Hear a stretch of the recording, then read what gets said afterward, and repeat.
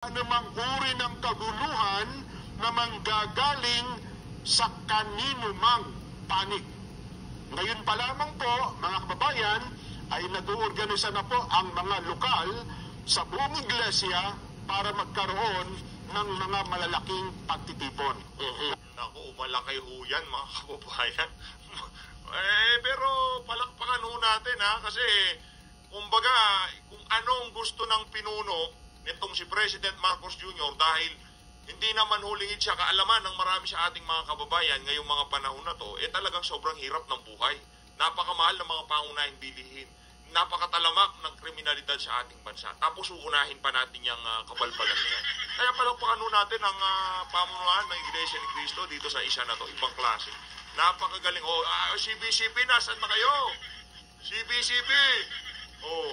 Yung ibang mga religious group, hindi naman sa inahanap natin sila dahil ito hong bagay na ito, na impeachment, napaka-big deal ho niyan. Siguro para dun sa iba, ano ba yan, tatanggalin lang naman si Sara. Mahihinto ho lahat ng mga dapat talakayin, kung ano man yung mga tatalakayin. Madiderail yung mga pondo, yung mga programa na kung saan pakikinabangan itong mga congressmen. Kahit siya talaga natin dalhin, doon ang bagsak na. Madidelay, ulitin natin, madidelay yung pangungurakot, hindi, mali pa rin. Wala ko talagang lusot, okay, sige.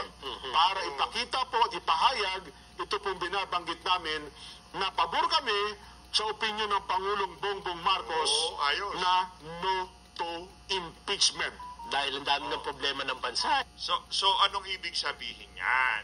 Yan ho, mensahe ho yan para doon sa mga politikong magmamano sa iglesia sa susunod na eleksyon. Tandaan ho natin, meron hong kung tawagin yan, black vote. Black voting. Pagka sinabi nila ng pamunuan na ito ang suportahan natin, naku po, lalo na senador. Tagilid yung mga senador na to. Yung mga hindi sang-ayon sa sinasabi nitong si Marcos Jr. na waste of time yung na yan, na yung impeachment na yan. Mag-isip-isip na kayo. Kasi ang pamunuan ng iglesia, isa sa mga, kumbaga, bulk na boto pagka kayo dinala ng iglesia, yung percentage ng pagkakapanalo nyo, tataas ho yan ng napakalaking porsyento. Napakalaking bagay ho yan. Kaya lahat ng politiko, pag araw na ng eleksyon, talaga hong nagpupunta sila diyan sa INC. At itong malaki yan na pagtitipon na to o pagkilos na to, naniniwala ho tayo dyan.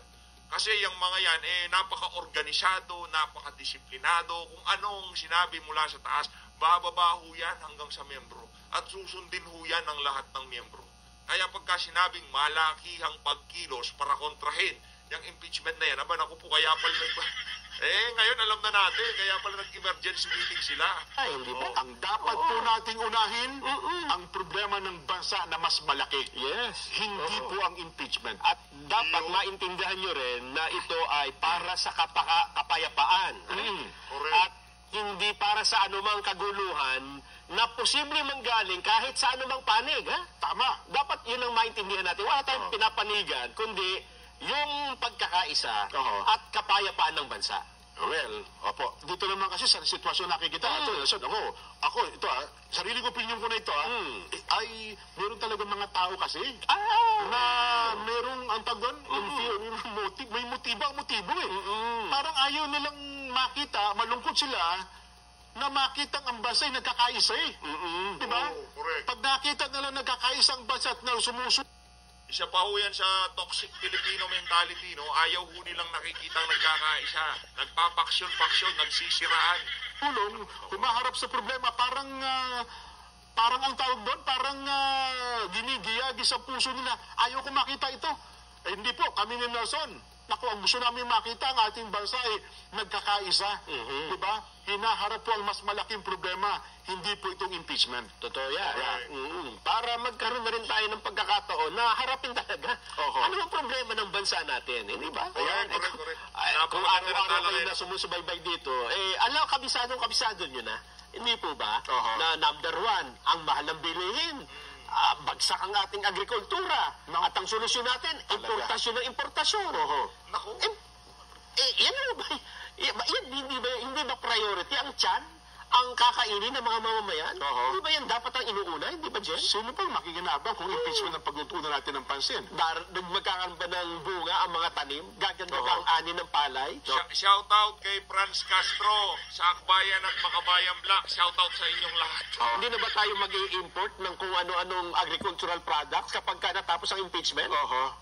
Kaya again sa mga kabubukas naman na kanilang radyo, ng kanilang telebisyon, at ng kanilang po mga social media account, inuulit po namin kami ni Nelson, tumanggap na po ng mga tagubilin, at ngayon pa lamang, ang mga kapatid po sa iglesia ay naghahanda na magsagawa ng rally upang ipahayag sa lahat ng kinauukulan na ang Iglesia ni Cristo ay pabor ho sa opinyon ng Pangulong Marcos na hindi sumang-ayon sa isinusulong ng ilang sektor na impeachment. Kaya na pinanood natin, Nelson, ang Pangulong Bongbong pa ay no to impeachment.